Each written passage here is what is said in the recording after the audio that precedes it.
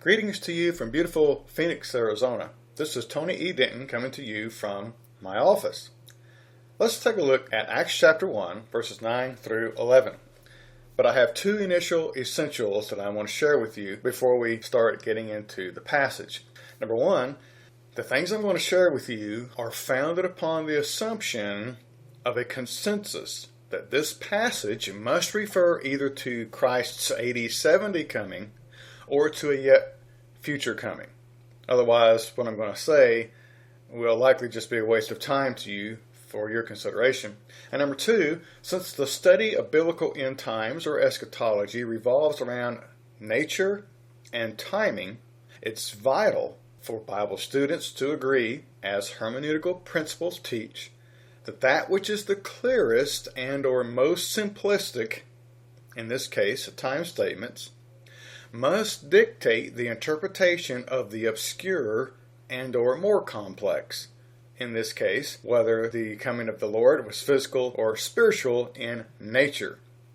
Remember at the same time that we must keep ourselves in the shoes of those in biblical times, and that a passage can never truly mean what it was never meant to mean. Otherwise, our lesson would be a lot longer if we don't at least have agreement on those two concepts. So if we don't quite agree on those two concepts, then you might want to find another speech of mine somewhere else to consider listening to. But if you do agree that Acts 1, 9 through 11 refers either to the coming of Christ at AD 70 or to a yet future coming, and if you agree time statements have to dictate the meaning of the nature of the return of Christ, then we're pretty much on the same page as we began. If these things are agreed upon, we may continue with less confusion than we would otherwise. So firstly, since Acts chapter 1, 9 through 11 don't provide any information concerning the timing of the coming of Jesus that the angels had in mind, and since there are numerous passages which do include time indicators, then instead of debating the meaning and or nature of this passage, let's consult some of those references. I'm going to allude to quite a few, splitting them into two lists, generic and what I've decided to term melonic. I'll share what I mean by that in a bit. First of all, concerning time statements, in order to help us with the nature, as we look at Acts 1, here are some generic passages. Number one, Matthew 10, 22 to 23, which I won't read that. In fact, some of these I won't read, some of them I will. The next one I will read, Matthew 13, 39 through 43, says, "The enemy who sowed them is the devil. The harvest is the end of the age, and the reapers are the angels. Therefore, as the tares are gathered and burned in a fire, so it will be at the end of this age. The Son of Man will send out his angels, and they will gather out of his kingdom all things that offend, and those who practice lawlessness, and will cast them into the furnace of fire, where there will be wailing and gnashing of teeth. Then the righteous will shine forth as the sun in the kingdom of their Father. He who has ears to hear, let him hear." This is a great passage. In fact, I have another lesson in audio as well as in notes form on my website, asiteforthelord.com. That's S-I-T-E for site, and no numbers, asiteforthelord.com. You can find a lesson on this particular parable, or Jesus' explanation of this parable. And so I spent time in there discussing what Jesus said in verse 40 about the judgment being at the end of this age, in verse 40, and the importance of that in the age of the entire context, and verse 43, how that it fits back with the prophecy of Daniel chapter 12, and verse 3, and its context. So check that out sometime when you have time, but just note, as we're looking at it here, that as Jesus talks about the judgment here in Matthew 13, 39 through 43, he speaks to the timing of it as being at the end of this age, the age Jesus was living in, and we know that Jesus lived in the Old Covenant age, and that it fits with regard to Daniel 12 and verse 3, which places that at the destruction of Jerusalem in verse 7. Yes, that's a lot to swallow for right now, but you can look at that more later if you're not already familiar with where I'm coming from on it. There's also Matthew 24, 14 through 15, which we find Jesus referencing Daniel chapter 9 and Daniel chapter 12 when he speaks about the destruction of Jerusalem in Matthew 24.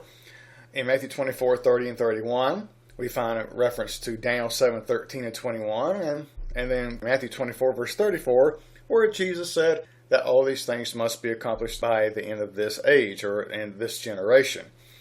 Matthew 26 and verse 64, Jesus, again speaking, says, "It is as you said. Nevertheless, I say to you, hereafter you will see the Son of Man sitting at the right hand of the power and coming on the clouds of heaven." And that one's going to be significant later in Acts chapter 1 because of the clouds business. But he tells these guys here, hereafter, or soon. In fact, Thayer says of the word RT, the Greek word RT for hereafter, properly marking time closely connected to the present, that is, when it was being stated. So as the CEV, Contemporary English Version, states it correctly with Thayer's definition, soon you will see the Son of Man coming on the clouds of heaven. So there you have Jesus referring to the event and saying the time would be soon. John 21, verse 22. Jesus said, "If I want John to remain alive until I return, what is that to you?" That's the NIV of that verse. Surely Jesus wasn't talking about a miraculous existence of John for 2,000 years. Is John still alive? No. But Jesus indicated that his return would be possible within the lifetime of John. There's a timing statement there for sure. Romans 13, 11 through 12 are significant, but we won't look at those. Philippians 4, verse 5. Paul, later in the 80s, 60s, said the Lord is at hand. At hand. And a lot of churches use Matthew 4, verse 17, where Jesus said the kingdom is at hand, and say, yes, at hand means within that generation's grasp. And I use that verse to indicate how that the kingdom was coming within that generation. But then when we get to Philippians 4:5, where the same language is used, the Lord is at hand, then they say, well, that doesn't mean at hand there. It refers to some time way down the road. Well, again, there's a consistency concept there that has to be dealt with. Anyway, Philippians 4, verse 5 is a time statement. A very clear time statement. The Lord is at hand at the time Paul wrote. 1 Timothy 6, 13 through 14 speaks of Timothy as not until his death. He was not to remain faithful until his death, but till the appearing of his Lord. That's found in various places like Titus 2:13, 1 Corinthians 1, 7 through 8, and other passages. The idea is, be faithful, keep the commands, be a good steward and all of this. These statements are made not saying until you die, but until the appearing of the Lord. Why would those statements be made if the inspired apostles, as well as Jesus himself, in places like Matthew 16, 27 and 28, didn't expect his return to be within their lifetime, within that generation, as Matthew 24:34 says? Hebrews 10:25, due to signs, they could actually see the day approaching. Hebrews 10:37, referring to the coming of the Lord, we find the Apostle Paul, who I believe wrote Hebrews, he says, yet a little while, and he who is coming will come. Around AD 63, that was stated. In the literal language, it says, a little, ever so little while. He who is coming will come. It's from the Greek word where we get microwave, micron, something very small amount of time. James chapter 5, 1 through 9. This is a very simplistic passage. It's not difficult to understand or grasp in relation to timing. He says, come now, you rich, weep and howl for your miseries that are coming upon you. Your riches are corrupted, and your garments are moth-eaten. Your gold and silver are corroded, and their corrosion will be a witness against you, and will eat your flesh like fire. You have heaped up treasure in the last days. Who had? They had. They were in the last days. See? Indeed, the wages of the laborers who mowed your fields, not people 2,000 years later, which you kept back by fraud, cry out, and the cries of the reapers have reached the ears of the Lord of Sabaoth. You have lived on earth in pleasure and luxury, not talking about us today, even though whether that's true or not, he was talking to them. You have fattened your hearts as in the day of slaughter. You have condemned. You have murdered the just. He does not resist you. Therefore be patient, brethren, until the coming of the Lord. Not till you die. Be patient until the coming of the Lord. See how the farmer waits for the precious fruit of the earth, waiting patiently for it until it receives the early and latter rain. You also be patient. Establish your hearts, for the coming of the Lord is at hand. Is at hand. The you and the your there, all place it within their time. Their time. 1 Peter chapter 1, 5 and 9, and verses 11 and 12 and 13 all refer to salvation that was being brought to them in their time through the coming of the Lord. 1 Peter 4 verse 7 says the end of all things is at hand. And then in verses 12 and 17 it refers to the testing. They were present tense going through at that time.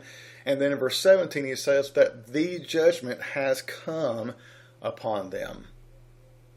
Wow. How do we deal with verse 17? The literal language actually says that the judgment had come upon them in that day and in that time, 2,000 years ago. 2 Peter 1 verse 19 is another verse. 2 Peter 2 verse 3 is another verse. 1 John 2 verse 18 is pretty clear. John says, it is the last hour. The last hour. That's like Matthew 24, 23 through 34. Within their lifetime, within that generation. John chapter 2, 1 John 2 verse 28 is another one. 1 John 4 verse 3. 2 Thessalonians 2, 1 through 3 and 7. But let's look at a couple more in Revelation. Revelation 1 verse 1. Events that will happen soon. The NIV.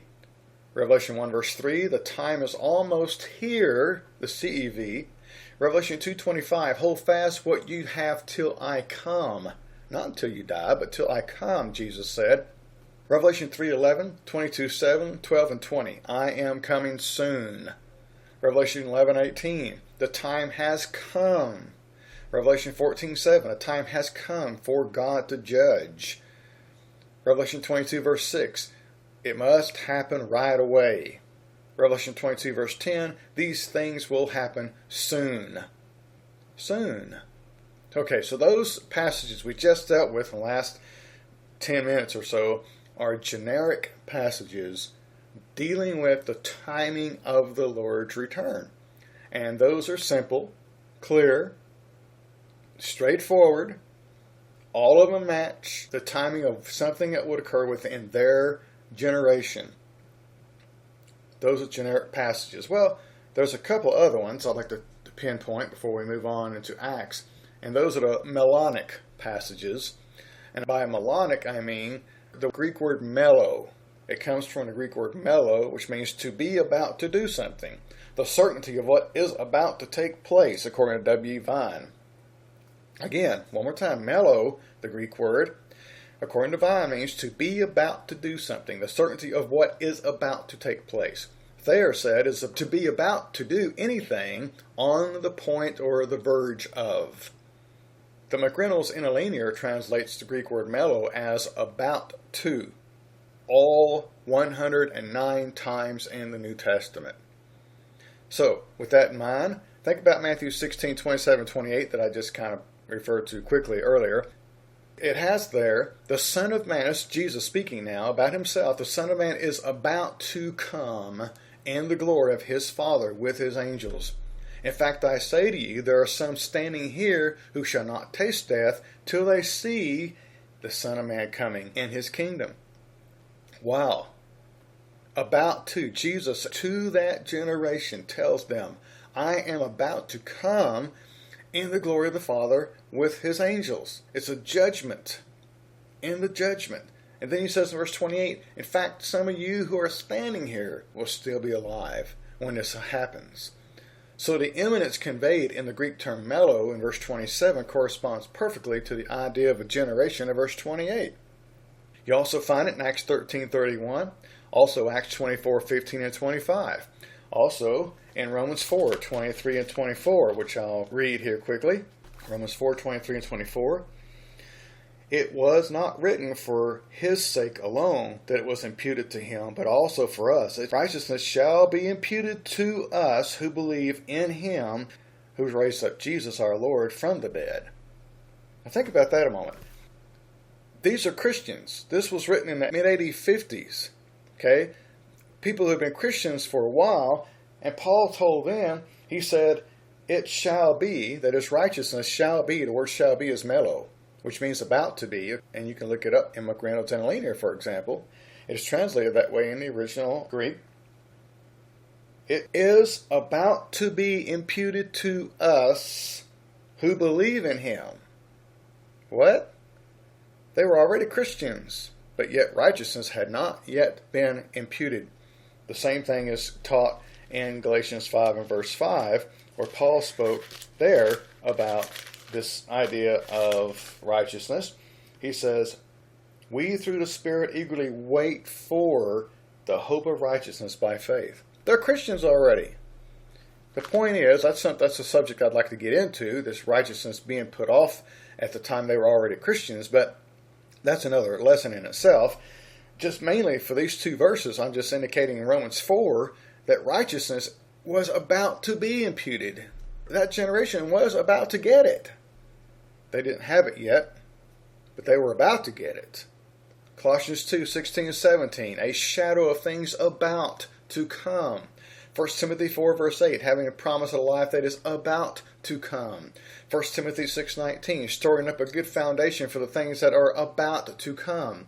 2 Timothy 4 verse 1, the Lord is about to judge the living and the dead, his appearing in his kingdom, which fits Matthew chapter 16, 27, 28. Hebrews 1 verse 14, they were those who were about to inherit salvation. They were Christians already, had been for a while already, but they had not received salvation yet. Hebrews 1 verse 14, about to inherit salvation, coincides perfectly with Romans chapter 13, 11 through 12. Compare those sometime. Hebrews 2 verse 5, the world about to come. Hebrews 9:11, Hebrews 10:1, good things about to come. Hebrews 13:14, the city about to come. 1 Peter 5 verse 1, a partaker of the glory that is about to be revealed. Revelation 12 verse 5, who is about to come into rule. So those are a lot of passages. I went through more than I should have. It just staggers my imagination for someone to array Acts chapter 1 verse 11 against so many clear passages. Okay, remember, we began this by saying that the way hermeneutics work is you take the clear to help dictate the meaning of the less clear, that which is a little obscure. The nature of the Lord's return is obscure. There are passages that aren't very clear about what it was supposed to be like. They don't all sound the same. But what we do know is that we have numerous time statements from Matthew through Revelation, not including passages in the Old Covenant like Daniel chapter 12 that we talked about, in which they state that the Lord would return within their lifetime. So that clarity, those clear statements have to determine how we define the nature of his return. If he returned within the time that he said he would return, then we have to decide the nature of his return based on those clear time statements. Unless you believe there's a third coming. I don't know if I ever met anybody that believed there's a third coming of the Lord. Another one after the one he had already prophesied or predicted and told them would happen. Now, if you're in that class, you believe in a third return, then, of course, you'll have to email me and we can talk about that some other way. TEDenton64@hotmail.com, by the way. Okay, so we spent 20 minutes on establishing the time statements, which I'd like to get into that more in another lesson. In fact, you can find the notes for that on my website as well, sightforthelord.com. This is the only other one where I spent that much time on just the passages, but I had to do that for the Acts chapter 1. So, secondly, if the angels in Acts chapter 1 verse 11 really had in mind that Jesus would return bodily, physically in some way, and if that's really what the apostles saw occur in this scenario, then why did one of those who witnessed this event in Acts chapter 1, 9 through 11 write the following in 1 John 3 verse 2? It has not yet been revealed what we shall be. Wow. Okay, so Acts chapter 1, 9 through 11. Let me go ahead and read that, since I haven't done it yet, and I should have.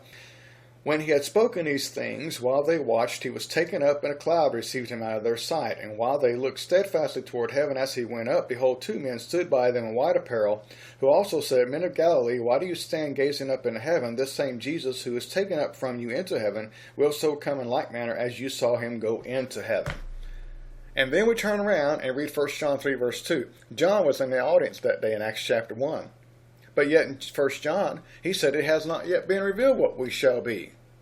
So if the angels in Acts chapter 1 were talking about Jesus' bodily return, that he would come in the body he left with, then that causes a problem with this case in John. In 1 John chapter 1 verses 1 through 2, you can see there how well John knew Jesus. He'd seen him, touched him, listened to him, saw him. Especially when he left to go into heaven. But yet here he said in 1 John 3 verse 2, it has not yet been revealed what we shall be. We don't know yet what we're going to be like. And by the way, beginning with 1 John 2 verse 28, one can see the context is about being made in the likeness of Jesus' righteousness. Righteousness is what is being emphasized in 1 John 2:28 and following through chapter 3. Righteousness. Psalm chapter 17 verse 15 says, I will see your face in righteousness. I will awake in your likeness. What likeness? The likeness of righteousness. They didn't understand what righteousness was. They couldn't have righteousness yet. Not only could they not have it because they lived under law and you couldn't be made righteous by law, but the righteousness of Jesus, who did live the law perfectly, had yet to be imputed to them. Remember, Romans 4?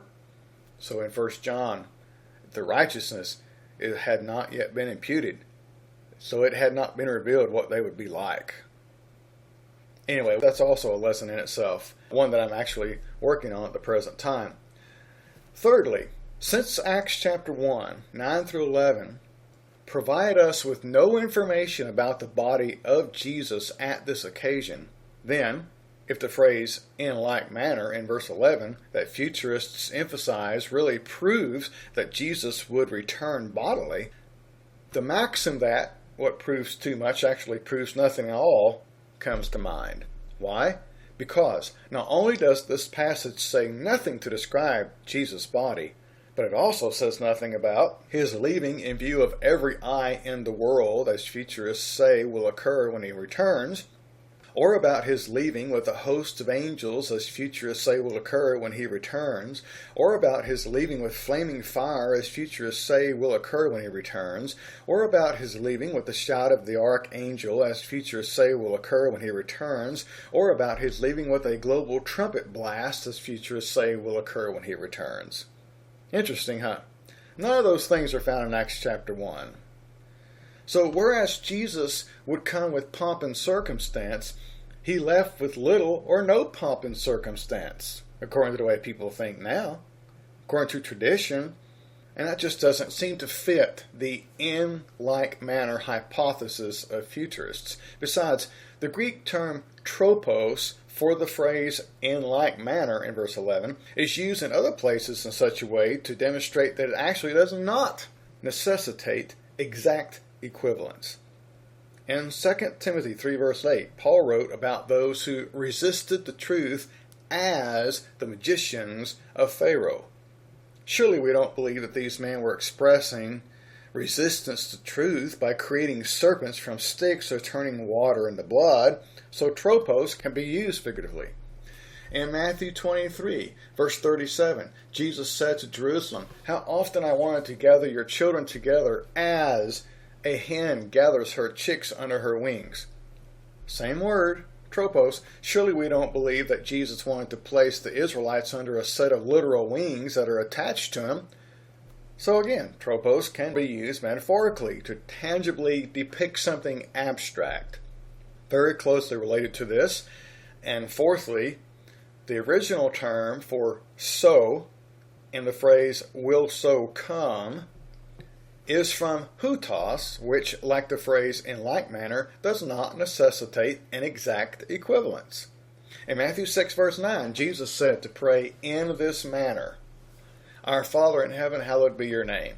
However, not only do we very seldom ever hear someone begin a prayer that way today, but even out of the numerous prayers recorded in the Bible, there isn't one that begins that way, leading me to believe that this model prayer of Jesus wasn't meant to be recited word for word, or else one would commit sin.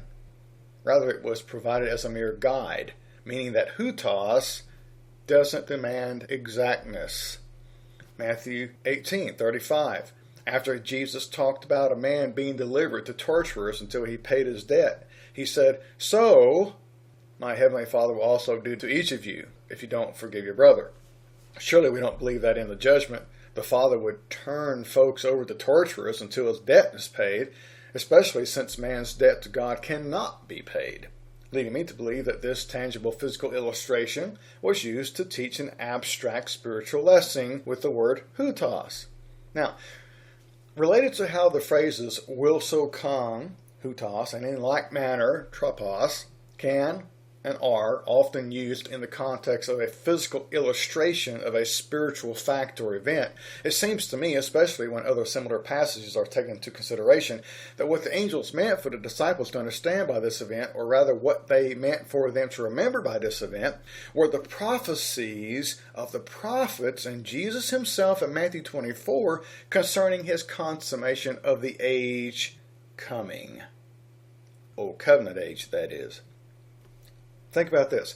When God finalized the separation of his people from the Egyptians in Exodus chapters 13 and 14, the Bible says that God involved himself in this separation by means of a cloud. His coming against the Egyptians by means of a cloud became a picture of God's coming against other nations, including Egypt again later, by means of clouds.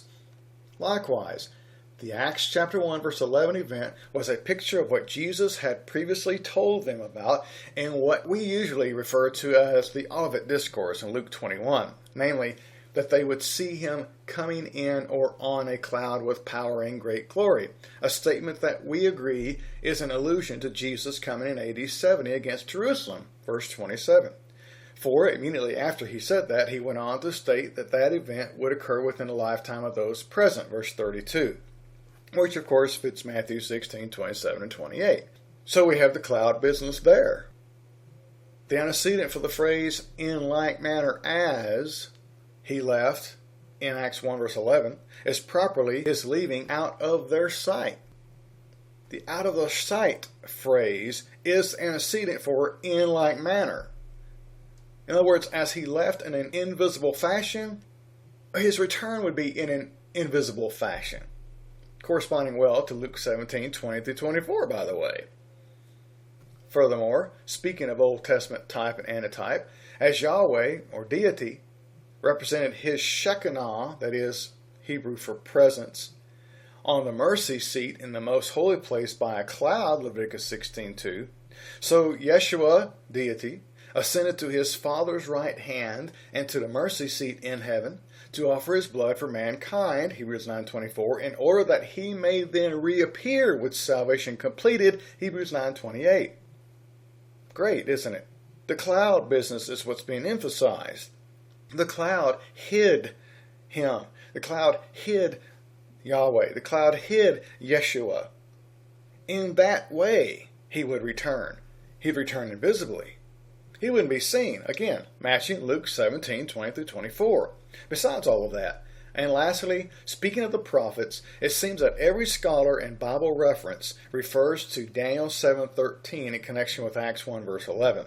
Aside from the fact that I agree with that, two things are interesting about this. Number one, in his Olivet Discourse, Jesus seems to clearly refer to Daniel 7:13 and Matthew 24:30, which incidentally wasn't the only time he brought up the prophet Daniel. Earlier in this very context of the end of the age matters, he specifically mentioned Daniel by name in verse 15 of Matthew 24. And number 2, Daniel 7:13 through 14 is in the context of when the saints would come into possession of the kingdom. Think about this now. I was watching in the night visions, Daniel said, and behold, one like the Son of Man coming with the clouds of heaven. He came to the Ancient of Days, and he brought him near before him. Then to him was given dominion and glory and a kingdom, that all peoples, nations, and languages should serve him. His dominion is an everlasting dominion which shall not pass away, and his kingdom the one which shall not be destroyed. Then, notice more about this in verses 21 and 22, in which we find something about his timing. Daniel 7:21 and 22.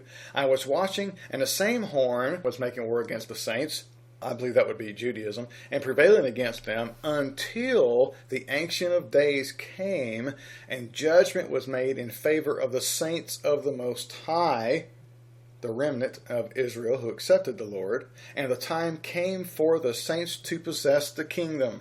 In other words, when the Lord came against Old Covenant Israel, when the Lord came against national Israel, he accepted the remnant who accepted him. When else would that have been except around the time of AD 70? Daniel 7, 13, 14, 21, and 22. It doesn't fit any other time. It was after the war against the saints, which didn't occur prior to the Pentecost of Acts chapter 2.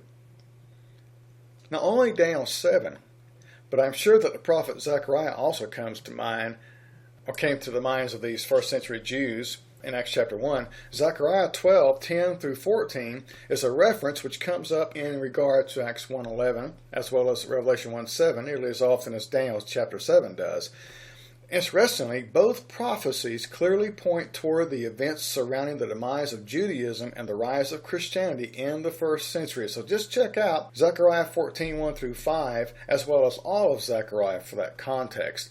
This whole concept of it all coming to a head at the Messiah's return to judge those who rejected him.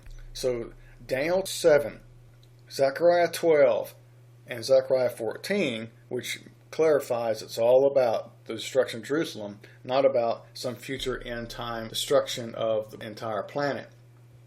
So, since Acts chapter 1 verse 11 is believed to be the definitive passage for bodily return, then surely the thoughts that I've just shared with you about the timing passages and how these phrases of in like manner and will so come and so on are definitely not literal, but are depicting a picture of what it was going to be like when the Lord would return spiritually, figuratively, and with John even saying that he didn't know what it was going to be like when the Lord returned.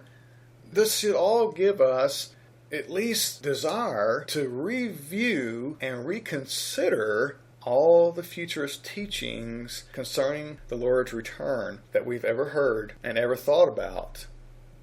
Really an important topic. It really is. It changes our worldview and what we share with other people concerning the eschatology of the Bible, especially as it connects to and fulfills the soteriology, that is the salvation teachings of the Bible. So thank you for your time, and ask for you to email me anytime, tedenton64@hotmail.com, or contact me through the website, and I will be glad to correspond with you. Thank you.